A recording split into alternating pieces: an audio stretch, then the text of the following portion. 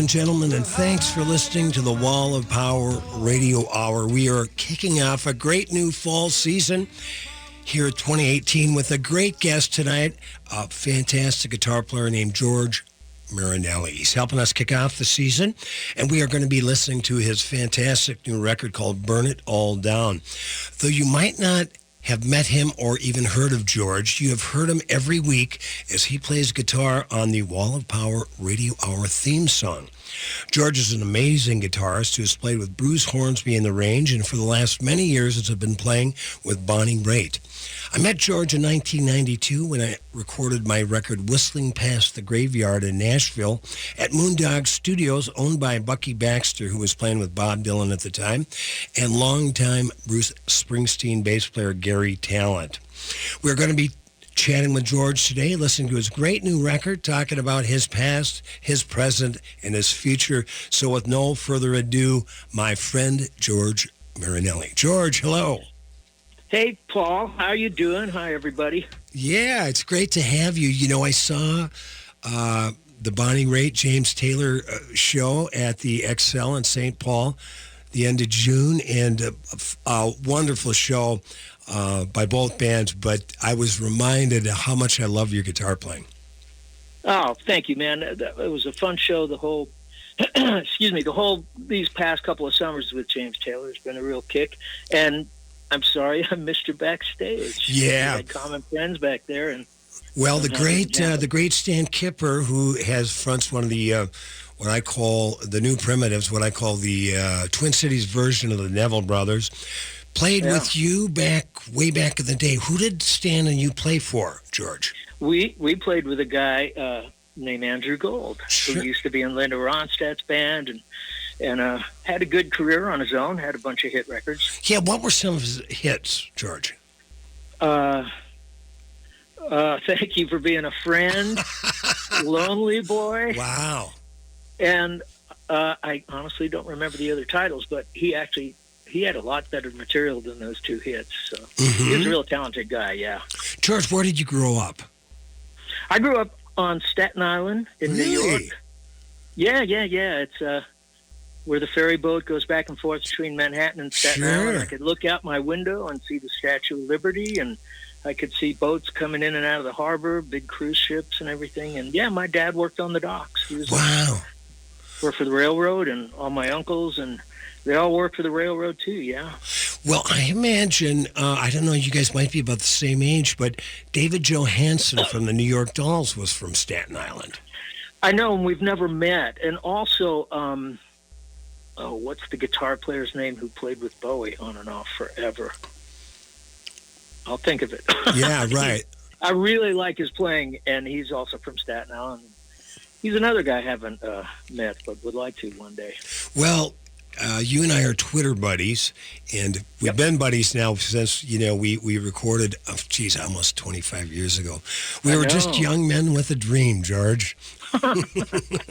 Yes, we were. But you are very political and very outspoken, and it's got to have something to do with waking up every day, looking out your window and seeing the Statue of Liberty and learning to love America. Yeah. I still can draw on that and remember the words, or at least know the words, not that I can recall them, but the words that are, written on there, give me your tired, your poor, etc. And that should mean something. My grandparents, they sailed out of Naples. Wow. All four grandparents sailed out of Naples and went right by there and into Ellis Island. And, we're all immigrants, and America needs to embrace that. Well, my great-grandfather, John Metza, came in from Helsinki with his wife to Ellis Island. And the original Metza in Finn means woods or forest. So, but when great-grandpa came in, it was Metza Vainio was the whole name, but they cut the Vainio off at Ellis Island. Oh, they did? Wow. Yeah. And years ago, I bumped into a guy who was visiting from Finland at a party, and I introduced myself. And I said, yeah, I'm Finnish. I said, I gave him my name, and he said, well, Metza means woods or forest in Finn? And I said, yes, but I said, originally it was Mezzavino. I said, what does that mean? And without skipping a beat, he said, oh, that means lost in the woods. Oh, no. Well, that explains a lot, Paul. I don't know. You know, I thought it was like half, because in Italian it's half, like mezzaluna is a half moon. Mm-hmm. Oh, funny. Yeah.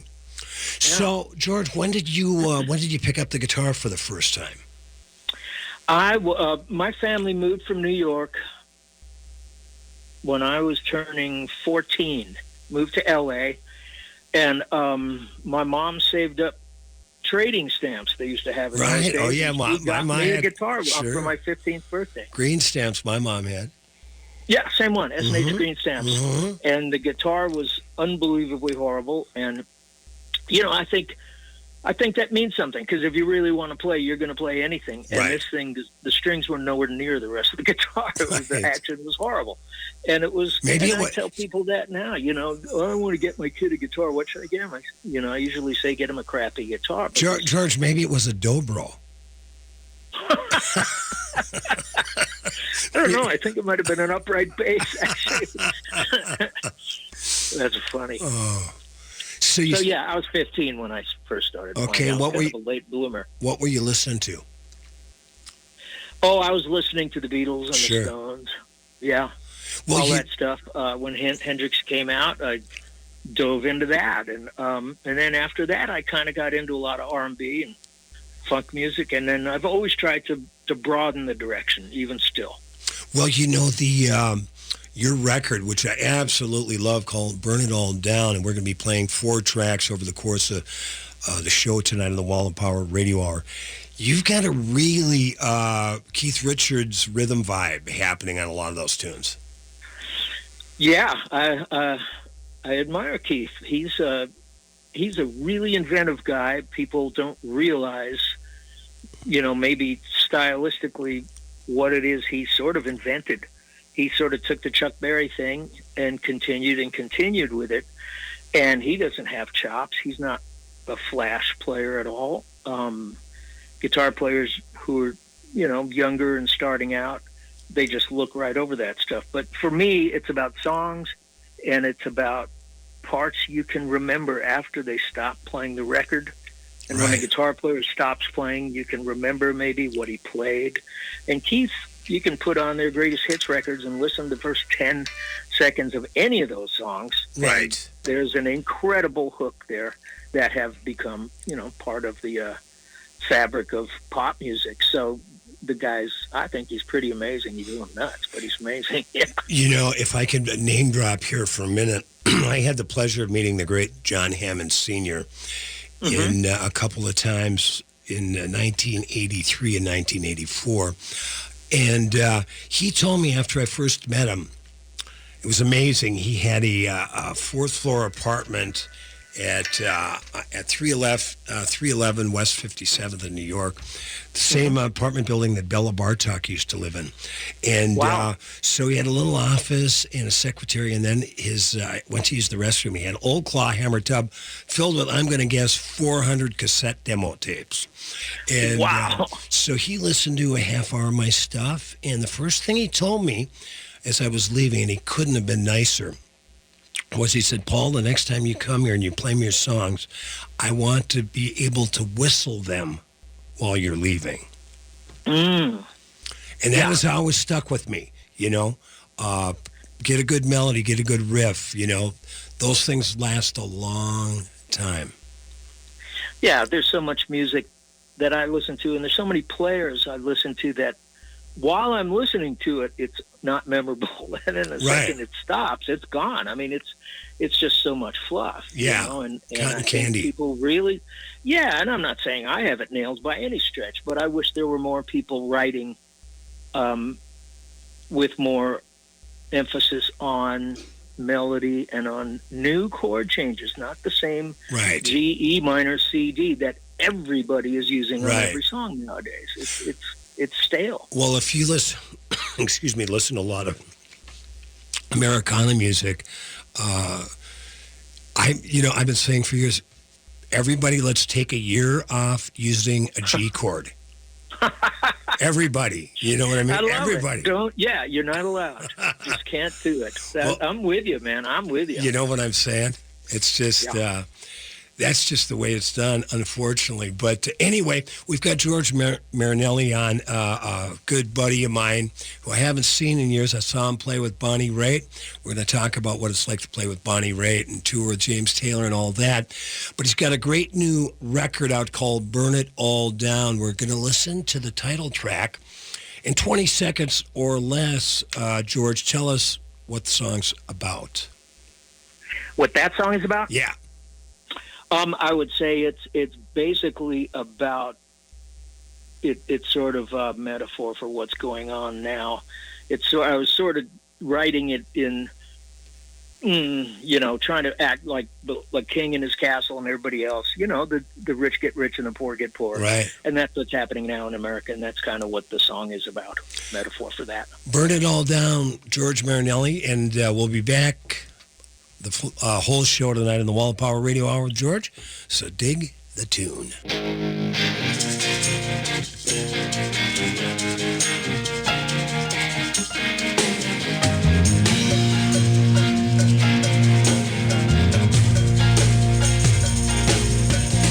Snow falls down, but no room in the castle tonight. Cold hard ground, it's good enough for me. Yeah, my belt is tight. An empty belly, a fist and a knife. Don't look now, I might just take what I need. Hi, everybody. This is Paul Metza inviting you to my New Year's Eve party, a benefit for Metro Cable Channel 6, where you can watch my show, Wall of Power TV, every weekend at 8 and 11:30. It's going to be at the studio, 1229 Northeast 2nd Street on New Year's Eve with great musicians like Dan Israel, Mary Cuccifello, Pete Sandvik, and myself. Get tickets at mcn6.org. It's for a good cause. It's going to be a great night. Northeast Acoustic New Year's, mellow into 2019. This is New Beginnings, hosted by award-winning broadcaster and speaker Freddie Bell. Freddie, this generation of the baby boomers, people are living longer, so the baby boomers are taking care of elderly parents. Let's talk about your health, and specifically, let's talk about Medicare. Our show features the concerns of America's 78 million baby boomers in employment, finance, health and nutrition, and even entertainment. Catch New Beginnings with Freddie Bell, Saturdays at 11 on AM 950, the progressive voice of Minnesota. The number one source of the Twin Cities gay scene is all digital. Follow Twin Cities Gay Scene on Facebook and Twitter. Sign up for the Scene Shot email blast for weekly updates and chances to win great prizes. No app is needed to view the bi-weekly web editions of Scene. It's GLBTQ media for the mobile generation. Find it all at TwinCitiesGayScene.com. That's TwinCitiesGayScene.com. Native Roots Radio is proud to announce we're adding an extra hour. 1 hour's too fast. That's right, Uncle Curtis. Great. More time for me to share important information about our sacred animals. And report national Native news with reporters all around the country. Saturdays from 1 to 3 p.m. We are awake. Find us on iTunes, SoundCloud, and streaming live on Facebook. At Pride Institute, being LGBTQ+ is the norm, not the exception. Their highly trained and skilled staff understand your issues and will help you live a happy, healthy life as a proud LGBTQ+ person. They offer you hope to overcome your addiction and live the life you want. Their treatment programs are designed to assist you in developing the knowledge, skills, and attitudes for long-term recovery. Therapy groups include health education, LGBTQ issues, HIV and chronic illness, trauma, grief and loss, transgender support, nicotine recovery, education, and sexual health. Pride Institute offers a residential treatment program, a partial hospitalization program that includes day programming with lodging, and an intensive outpatient program. If you or someone in your life can benefit from guidance and coping skills, life balance, and other tools necessary for long-term recovery, check them out at pride-institute.com or call 800-547-7433 now. You're listening to the Wall of Power Radio Hour. Tonight, we're featuring 4 guests from the Wall of Power Radio Hour in 2018. Paul Metza wants to wish you a very merry 2019, and he thanks you for listening.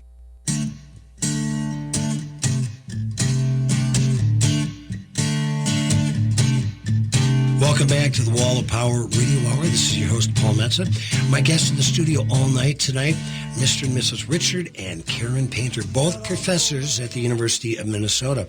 Karen, you teach musicology. What exactly part of classical musicology or everything? What exactly?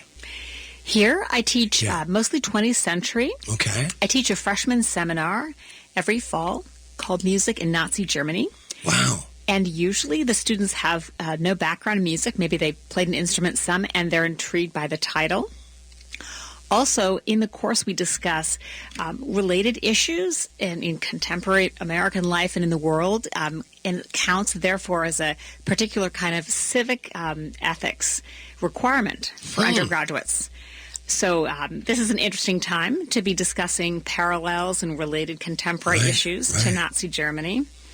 That course enrolls well. Then I teach courses on 20th century music, mostly for the music students, the performers at the School of Music. You know, I tried to get into the University of Minnesota Music School more to please my parents than anything, because if back then, anyway, if you got a degree, your only real options professionally were playing in an orchestra or teaching, and I was more interested in becoming a performer. But I remembered I was talking to an artist friend of mine, James Reggae, who's a beautiful abstract expressionist, and I said, geez, you've got, hundreds, thousands of years of art. Where do you go to study to learn what you want to do? And he said, I'm just interested in the last 100 years. And so when you said 20th century music, that really responded with me, because I thought, great, my parameters are July 4th, 1900, when Louis Armstrong was born, up to 1999, when Frank Sinatra passed away. I said, those are my 2 bookends for 20th century American music for me. What, let's get back to this music in Nazi Germany. So tell us more about it. That's fascinating. We look at the way classical music students know and want to know more about Mozart, Beethoven, Wagner, the way those great figures were exploited by the Nazis. And then we look at also the repression against Jewish musicians, persecution, and the way that music was used in political contexts in Nazi Germany. We also look at the parallels between music and life. For example, it's thought that Hitler shaped his speeches by drawing inspiration from the opera composer Richard Wagner. So we look at political speeches today and think about them as music. What is the high point? How do they develop? What is the use of repetition in political speeches? Boy, that is so fascinating. Now, was Wagner, was he a Nazi, or was he just a German composer that Hitler co-opted? That's a huge question, because he died in the later 19th century. We know that he wouldn't have encountered Nazism. However, he was an anti-Semite, and he became more virulent in his anti-Semitism late in life. Hitler claimed he couldn't have become who he was without the inspiration of Wagner. But then we know the most famous Zionist, Theodor Herzl, who wrote the tract that inspired the foundation of Israel, also said that he couldn't have written that without going to Wagner's operas. So it's a complex question. How do you draw inspiration from music? Right. And is the music to blame? Was that Ride of the Valkyries? What was the one that is most popular, still performed? That's gained such popularity from Apocalypse Now. It's used there. That's taken from Die Walküre, which is his most popular opera to be pulled out from the whole opera cycle. That's fascinating. Now, as a child, I was so enamored with the rhythms of Martin Luther King and the way he spoke. And, of course, Martin Luther King was inspired by all the great gospel performers, Mahalia Jackson, Aretha Franklin, and the rest, and everything he heard in church. But I've never quite... I thought about it. I guess there was no reason to think about it, that Hitler had his rhythmic language inspired by pieces of music. That's fascinating. He was a famous orator. It's painful to listen to his speeches today, but we try to listen to different speeches and think about how to analyze them as if they were musical works. Mm-hmm. If you lived in the 18th century, you would study rhetoric, and delivering speeches would be an important part of your education. And so composers studied rhetoric as well as politicians and just educated individuals. Wow. Now, Richard, have you learned quite a bit from your wife about music? Oh, yes, absolutely. And Karen has done work on everything from Mozart up through. She's taught courses on jazz, and so I've learned a lot from her. What do you have on the boombox over the weekend, or do the kids take that over? The kids try to take it over. We have about 2 or 3 competing DJs in the house in terms of what's going on, what's being blasted while they're doing homework. Karen, what is your, over the years, besides classical music, what other kinds of music do you like, and who are some of your favorite artists? That's a fantastic question. My taste is somewhat dated. I love Aretha Franklin. I love blues. I share my kids' love for hip-hop. My son also likes country, so I hear a lot of that. Cool. And it's growing on me. Well, it's like, Willie Nelson said, there's only 2 kinds of music in America, the blues and the Star Spangled Banner. Richard, what do you like to listen to? I love all of the classical music and blues, jazz, and I will listen to country with my son William, who enjoys that, and the hip-hop, pop music. My daughter Elizabeth, our oldest likes pop music, so we listen to lots of different types of music. Karen, do you spend much time? I have Richard Painter running for Senate in Minnesota. He's got my vote. He has for several months. We got to know each other. He appeared on my Wall of Power TV show just about a month ago, and we got to know each other. And he did that great dumpster campaign ad in the parking lot of Studio 6 where I tape my show in Northeast Minneapolis. Really quickly, we've got about 40 seconds. Karen, do you get out on the road much with Richard, or are you taking care of the house and working at the U? It's the summer right now, so I'm writing at home. I'm going to be researching at USC next week and taking my youngest daughter and dumping her off in a soccer camp. What are you researching? It's on comparative genocides. There's a fantastic visual archive, and I'd like to start drawing on those resources in my teaching. So I got a grant for a couple $1,000 to work in the library for a week. Wow. Not bad. Southern California. Good place to be. How do you keep up with this brilliant woman, Richard? Answer that when we come back on the Wall of Power Radio Hour. We've got Richard and Karen Painter for the whole show tonight. Not all poor men are honest, not all rich men are thieves. But the rich man owns the orchard, the poor man rakes the leaves. And as the wheel goes around, said all I want to ask is, if the rich man owns the land, why must the poor man pay the taxes? Why does justice go so slow? Slow justice slowly goes. Poor means stop and rich means go. Slow justice slowly goes. They say a woman's work is never done, and do you wonder why? They compete half as much for double time on the by and by. Well, I ain't no big shot doctor, ain't no big shot doctor's kid, but I can tell you that my mother never lived in Adam's rib. Why does justice go so slow?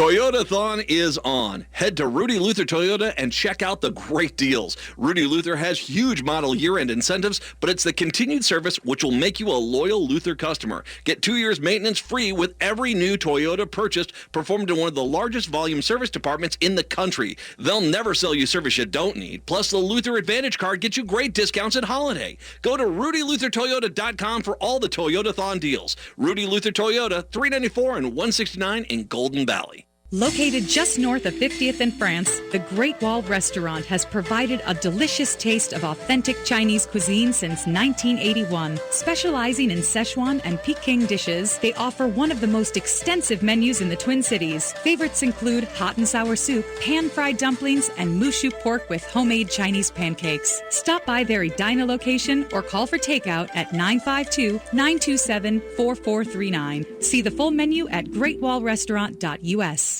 Be sure to pick up your copy of this month's Natural Awakenings magazine, a free local guide to a healthier and more balanced life. Each monthly issue includes timely, local, national, and global stories. Learn about alternative and complementary medicine, nutrition, fitness for body and mind, personal growth, sustainability, and much more. Natural Awakenings can be found at area health food stores, food co-ops, and retail locations. More information is available at naturaltwincities.com. That's naturaltwincities.com. This is Ellie Krug from Ellie 2.0 Radio on Mondays from 7 to 8 a.m. Many listeners know that I founded Human Inspiration Works, LLC, which trains on human inclusivity and on how to be welcoming to diverse humans. Today, organizations of all sizes find that they need to train team members on diversity and inclusion. I can do that. Many say that my trainings change the way they see the world. I'd love to help make your organization more welcoming. For more information, go to humaninspirationworks.com. Thank you. I'm Connie Burek, co-host of Awakened Living Infusion radio show. Join Michelle Kitzmiller and I as we focus on all aspects of health, wellness, spirituality, and growth from a mind, body, spirit, emotion perspective. On the Awakened Living radio show, we will discuss stress, self-care, fear, happiness, beliefs, communication, joy, pain, trauma, and more. Join us for the Awakened Living Infusion radio show Saturdays at 10 a.m.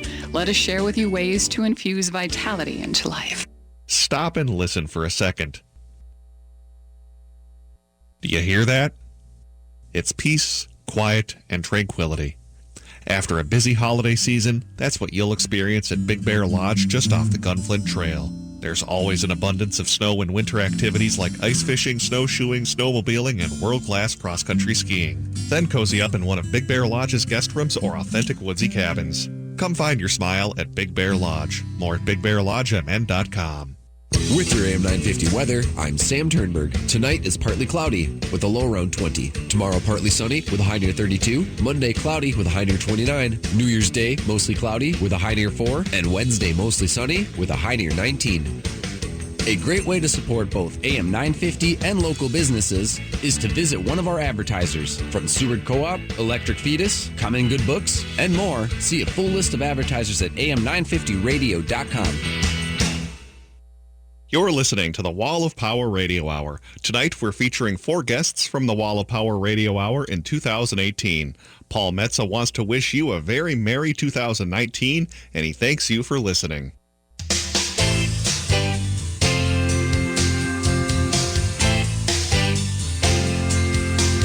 Welcome back, ladies and gentlemen, to the Wall of Power Radio Hour. This is your host, Paul Metza.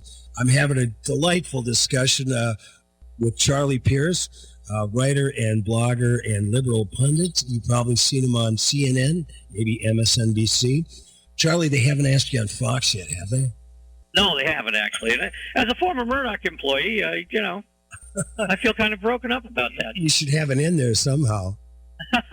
Hey, have you ever hung out personally with Rachel Maddow? Because I heard she's a supreme mixologist. She loves her classic cocktails. I haven't hung out in that capacity. When I published Idiot America, she was the first interview I did on TV. Oh, really? And then she was in town the night that Scott Brown won the Senate seat, broadcasting from Doyle's, the Irish-American political theme park bar in Jamaica Plain, which is not far from where I used to live. Playgirl's Man of the Year, wasn't it? I hung out with her and the crew, but she wasn't mixing anything that night. But she is one of those cocktail people, yes. Yeah. Near as I can tell. Now, doesn't she live in Massachusetts as well? She lives out in the Berkshires, yeah. Yeah. I don't know the name of the town. There's dozens of small towns out there. But she lives up, with her partner, and apparently she does a lot of fishing, actually. We should get her to Hayward. Have her go for muskie. Yeah, right. We'll bring her in for the muskie tournament. You and Rachel. We could do a live remote. The three of us, exactly. Wouldn't that be a ball? And Charlie, when did you really start getting interested in writing? 6th grade. Okay. It's funny. I was at a writer's thing, and there were 5 of us on the panel, and 3 of us mentioned that we were in 5th, 6th grade when some teacher told us that they liked something we written. It was the first kind of adult praise you got from someone outside your family. In my case, it was Sister Marie DePaul in 6th grade at St. Peter's School in Worcester. And that's what I wanted to do. I wanted, that I didn't know how or what field or where I wanted to go, but that's basically what I wanted to do. And then, you get, informed by what you read as you grow up. Right. And you develop a voice out of that. And in my case, it was also helped along by the writing of people like, your friend Mr. Dillon and Pete Townsend. Right. Well, it's funny, and I can't remember the exact timeline, but when I was thinking about writing a book, I think it was, 8 years ago now, 2010, I met this guy actually online who had written something about Dylan, and I got a hold of him. He was a writer and an agent, and I sent him some stuff. His name will come to me soon, but I sent him some stuff because I had a stack of stuff in drawers because I write prose, poetry, songs, and usually all after midnight. So some I can actually understand my handwriting in the morning. Some I can't. A lot of bar napkin ideas as well, which I'm sure you've experienced that. When the muse strikes, you just write it down. Yeah, you got to have something to write down. Absolutely. Yeah. So anyway, I sent him some stuff. I said, hey, I've got a drawer full of writings. I said, can I send you some stuff? And could you give me an objective view on the quality of this writing and the stories? And he read it and got back to me and said, I think you got the beginning of a book. So I cut a deal with him. I needed it was a fair deal. It was $1,500, $500 a month. He'd help me edit it and then pitch it. And if he got me a deal, he wouldn't take a commission, but of course wanted to keep help editing it. So I needed my first $500, and I had this guitar, this Blue Ridge guitar, made in Korea, beautiful, kind of a J45, and I put it up on Facebook, and a fellow by the name of Gary Popovich ended up buying the guitar, right? And I didn't even know Gary. Somehow we just happened, we had a mutual Facebook friend, so we had a Facebook friend. So then I sent him the guitar, he sent me the $500, so that was the beginning of Blue Guitar Highway. And then at some point, I don't know if I brought you up or if he brought you up, and Popovich, Pops as we call him, said, Charles Pierce used to be my roommate in college. That's right, on 24th in Wisconsin. Wow. Small world. And then we were kind of Twitter. Next time you talk to him, ask him to tell you about the night the hooker who lived next door set her apartment on fire. Which I think is the title of my next song, by the way. Boy, that's got a nice ring to it. Yeah, so it was funny because we were Twittering back and forth. You know how Twitter is. Gary can pick a little bit, too. Yeah, oh, yeah. He actually came out. He was in Minneapolis on business about 3 years ago and came and stayed with me and my gal. And so we picked a little bit. Yeah, he's a very, not only a great guy, but a wonderful musician and a musicologist as well. So we had And I didn't realize this at the time we were living together, I didn't realize this until very recently. A golf nut. Oh yeah, he's insane. And a very good player. Yeah, he's insane. Yeah, and I guess his gal is quite a golfer too. Yes, they play. Yeah, I met her at the Cotton Bowl a couple of years ago. Charlie, he's quite a guy, and the accidental. It's one of the good things about the internet culture, I guess. Yeah. Is that like people like you and Pop can get together and then wind up talking about me. Yeah, and then you had I'm forgetting her first name, Peplin Jack from Virginia, Minnesota. You knew Anime too. Peplin Jack. Yeah. An attorney at law in Milwaukee. Yeah, she She's from Virginia. Yeah, and she, I believe, her brother Jim was also a very good labor attorney. He passed away, Jesus, for his heart attack. Yeah, there's a bakery in her background somewhere too, right? Kaplan Jack's Bakery. It's still there. They've got the best filled Long John in town and a sloppy Joe to die for. I go there every time I'm back in Virginia. On my main street in Virginia, Minnesota, town of about 7,500 now. When I graduated from high school in 74, God saw fit to drop the drinking age to 18 years old, and we were able to enjoy on that 5-block main drag, which is Chestnut Street, which is why I like to play Freight Train. In my heart down on Chestnut Street was Charlie, and we got to bring you and Popovich up to the Iron Range. At the time, in 74, there was 22 bars in 5 blocks. That sounds about like the Milwaukee of my college days. Yeah. I remember I took a buddy up when I first moved to Minneapolis. I took him up to the range, and so there was 2 of my buddies from the range and myself and my Minneapolis pal, and he orders around. I don't know. Let's pretend we're drinking rum and cokes. And he orders 4 rum and cokes, and waitress comes back and said, "That'll be $4.50." He said, "No, I wanted to buy the round. I want to buy all of us a drink." She said, "You just did." I tell the story all the time. The very first time I went to a Milwaukee Brewers game my freshman year in college, I sat in the bleachers. The Brewers were terrible, so there were plenty of seats available. So I sat down, and a guy came over with a wooden, like one of those old wooden milk crates, and it was filled with crushed ice, and you could only see the tops of the beer bottles. And he asked me a question I was never asked at a ballpark before. How many do you need? Well, I remember. Well, we're not in Fenway anymore. Right. Well, I remember Superior, Wisconsin, which we lovingly refer to as Soup Town. We drove down. Buddy had this was 72. We drove down because we heard that they had a pretty lax drinking regulations at the bar in Superior. So I went to a place called Tommy Burns's bar. I remember beers were $0.25, shots were 50 cents. And my grandpa owned a bar, but of course I'd never drank at a bar. I didn't really even drink that much at all. I was more of I liked the herbal side of mood elevation at the time. Still do to a certain extent. But anyway, so I went up to the bar, and it was about 10 in the morning, and there was 4 of us, and the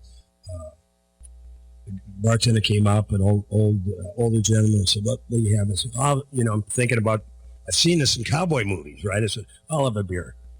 And he goes, let's try that again. So I looked to the guy next to me, and I go, I'll have a Budweiser. And he goes, that's better. Oh, man. Well, we could talk about all kinds of things. Before I forget, I want to give you an invitation to come to Minneapolis. Then we're going to hike up to the Iron Range. Oh, man, I love it. We also got to keep the energy industry's hands off the boundary waters. Oh, yeah, absolutely. Well, of course, I had Richard Painter, who's running for Al Franken's seat, and he is on fire on that issue because all those, both the Chilean company that wants to go into the boundary waters, and then there's another company that wants to do. It's called Paul. There's two issues. PolyMet, which is just a little bit east of my hometown, and then right by the boundary waters, which is Twin Metals. The Twin Metals group is owned out of Chile. Right. And the guy that runs that company is also Ivanka Trump's landlord. That's right. Yeah. I've written about this. It's a horrible company too, by the way. Their mines and operations in Chile are just dreadful. Yeah, absolutely dreadful. And then the people that are running the PolyMet operation. Number one, it's that Oleg, whatever, the guy we've been reading about, the Russian oligarch, and they did. And one of the main guys, what was his name? Tony something or other. He ran the BP operation that blew up in the Gulf. Well, naturally, he's been promoted, I'm sure. Yeah. So these are the folks that are. But the problem is, and I get it, man. I grew up. I'm a Iron Range Prairie Populist, longtime DFLer. Yeah. I did vote for Jesse Ventura, played it as inaugural, and I also voted for Arnie Carlson, who great Republican. I remember Arnie. Yeah. In fact, I wrote about Jesse's inaugural for Esquire. Oh, man. I spent the first week in office with him. Oh, incredible. I put together a meeting. I was trying to get Farm Aid here in 99. Willie Nelson, Jesse Ventura, myself, and a promoter. And so Willie is pitching his deal about full parity for the farmers. And Jesse's got his deal, limited government, blah, blah, blah. And at some point, now Willie drove down. I set it up. Willie was playing up at a casino up in Hinckley, about an hour and a half north of Minneapolis. He drove all the way down in his bus to meet Jesse. And Jesse goes, Willie, when I'm out in the barn with the horses, it's Willie Nelson all day long. But when I go back inside, it's Led Zeppelin.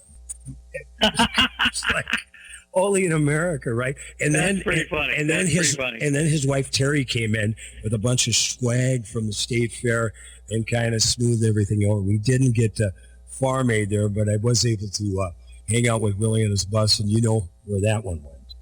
Well, I can imagine the herbal side of life was very vigorously pursued. Smoke me up, roll me up, and smoke me when I die. I've got Charlie Pierce on. We're going to have him for one more segment on the Wall of Power Radio. I'm just having a delight here. So we'll just see you guys in a little bit. And we'll see you.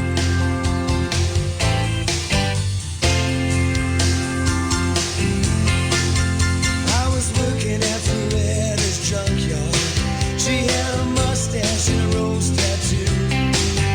I was living in a shack in Dogtown with my old man and his girlfriend too. One day my old man left me with a picture of mother with her only son.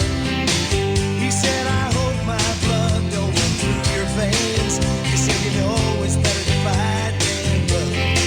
He said, it's better to fight than run.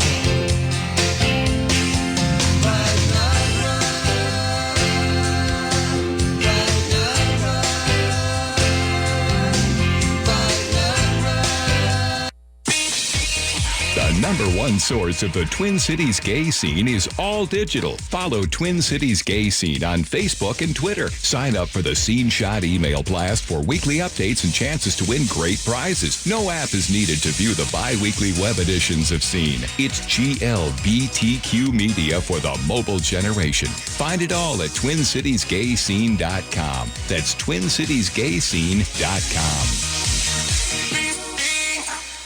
Hi, everybody. This is Paul Metza inviting you to my New Year's Eve party, a benefit for Metro Cable Channel 6, where you can watch my show, Wall of Power TV, every weekend at 8 and 11:30. It's going to be at the studio, 1229 Northeast 2nd Street on New Year's Eve with great musicians like Dan Israel, Mary Crucifello, Pete Sandvik, and myself. Get tickets at mcn6.org. It's for a good cause. It's going to be a great night.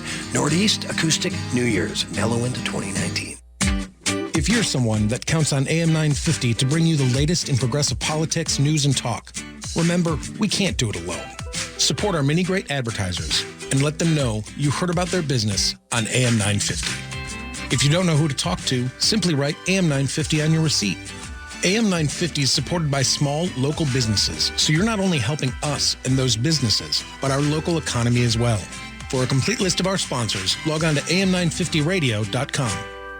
Brending Electrolysis on Grand Avenue in St. Paul has been a leader in permanent hair removal for people of all skin types and backgrounds for over 30 years, celebrating diversity and priding themselves on finding the right treatment plan for each client's individual needs, regardless of race or gender. Services include electrolysis, body waxing, facials, microneedling, and permanent makeup. Book your 60-minute complimentary consultation, including a 15-minute treatment today for beautiful, lasting results. Visit brendingelectrolysis.com. This is Chad, owner of AM 950. I've been telling you about my friends at Snap Construction, who are arguably the most well-reviewed exterior construction company in the metro. Don't just take my word for it. Take a look at all their reviews online. Winter is the most cost-effective time of the year to complete your construction project. A majority of Minnesotans choose to have their work completed on their home in the summer when they should be enjoying the weather. As a result, the demand for labor in the summer is much higher.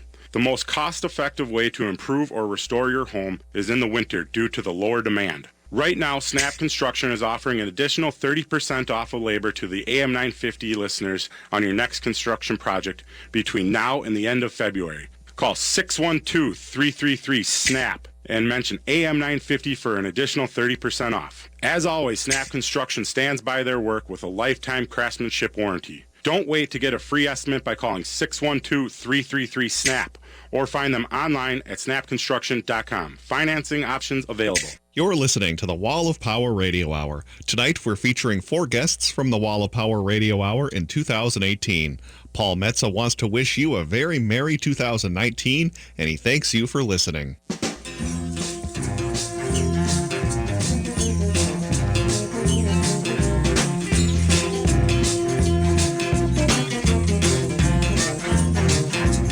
Come to San Diego, whole world gonna swing. I'm going to San Diego, let them brass bells ring. Oh, Mr. San Diego, find out what my future brings.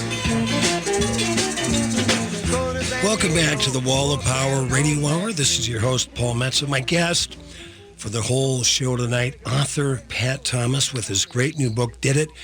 Jerry Rubin, an American Revolutionary. We just heard Allen Ginsberg singing Going to San Diego. Pat, tell us a little bit about that tune. Well, we mentioned earlier in the show that I interviewed, about 75 people, and I interviewed a lot of famous people, Paul Krasner and Rennie Davis, Bobby Seale, Judy Gumbo. But some of the funniest stories came from people who, people had never really heard of. So originally the Republican convention of 72 was going to be held in San Diego. And so, the Yippies knew that they were going to be protesting as they had in 68. And so Jerry flies into LA and he gets picked up at the airport by this DJ at the time named Larry Yurden. And they go to rent a car in Jerry's name. So Jerry goes into this car rental place. And the car rental guy goes, "Now wait a minute, are you that the Jerry Rubin?" Right? And Jerry's like, "I don't know what you're talking about. That political bad guy, are you that guy?" Jerry's like, "Never heard of him." Right? Just give me the damn car. Yeah, so Jerry and Larry, rent the car and they're heading to San Diego from LA. And Jerry starts laughing. He said in about a half an hour, he goes, that rental car place is going to be swarming with FBI agents asking, "Why did you rent him a car and where is it going?" Right. This, I was mentioning earlier about John and Yoko coming to New York.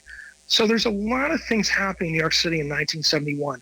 One is Bob Dylan moves back to New York after living in Woodstock for many years. And Dylan is being harassed by people like A.J. Weberman for not being political enough. So one of the things that Bob does is he writes this incredible song called George Jackson about a, Black Power, Black Panther guy who was murdered in San Quentin prison that year earlier. And when John Lennon hears the song George Jackson, he's like, "Oh my God." He goes, "Dylan's getting political again." And people are getting very, very excited about Bob being back in Manhattan and sort of plugging into things. Meanwhile, Ginsey had always been obsessed with Dylan, and Ginsey, he'd had all the success as a poet, but he always kind of wanted to be a little bit of a rock star. Right. He convinces Dylan to go into the studio, and they do half an album together with Ginsey obviously providing lyrics and vocals, and Bob writing the music and singing along. And so what we just heard was this anti-Nixon, anti-Vietnam War protest song called Going to San Diego with Ginsberg on vocals and Bob on guitar. And, also in their orbit at this time is Rubin, because basically Rubin has this idea. The voting age has just been reduced from 21 to 18. And so Rubin has John and Yoko convinced that they travel around the country playing free concerts and then getting people to register to vote.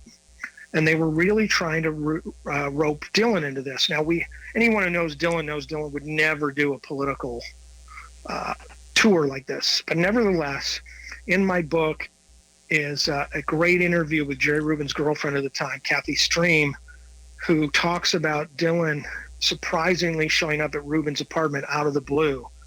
And there's a complete transcription of their conversation and that kind of stuff. So there's a lot of really incredible 6 degrees of separation.